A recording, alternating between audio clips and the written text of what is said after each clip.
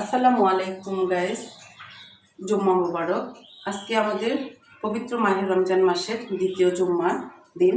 আর আজকে আমি আপনাদের সাথে নিয়ে এসেছি একটা একেবারে নতুন জুস এবং শরবতের রেসিপি নিয়ে। এই জুস এবং শরবতের রেসিপিটা আমাদের শরীরের জন্য অনেক ভালো। আর এই রেসিপিটা তৈরি করতে বা এই জুসটা তৈরি করতে, এই শরবতটা তৈরি করতে আমি এখানে নিয়েছি তোকমা দানা, চিয়া সিড আর ইসবগুলের ভুসি। আমি ওটা একসাথে মিশে আমার একটা কন্টেনারে রেখে দেই, আর সেটা আমি ভিজিয়ে নিয়েছি এই বোতলে। আপনারাও ঘন্টাখানেক আগে এটা ভিজিয়ে নেবেন। আর সেটি এখন আমি এখানে ঢালছি। এরপরে আমি ব্যবহার করছি এখানে ট্যাং। এই যে দেখেন, আমি ট্যাং ব্যবহার করছি। ট্যাং ফল এবং ট্যাংকে রয়েছে প্রচুর পরিমাণে ভিটামিন সি, যা আমাদের ত্বক, নখ এবং চুলের জন্য সাহায্য করে এবং আমাদের রোগ প্রতিরোধ ক্ষমতা বাড়ায়। আর এখানে আমি চিনির পরিবর্তে গুড় ব্যবহার করছি।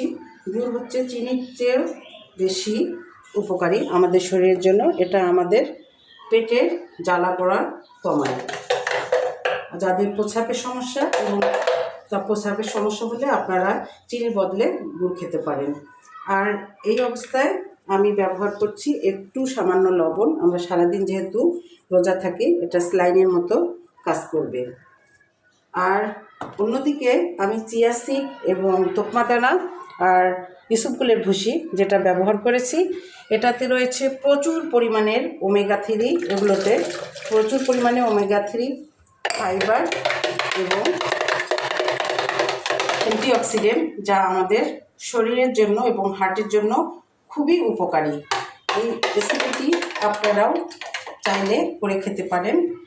আপনারা ঠিক এভাবেও করতে পারেন, আবার এটা ব্লেন্ডারে ব্লেন্ড করেও খেতে পারেন। কেমন লাগলো আজকের এই আমার শরবতের রেসিপিটি?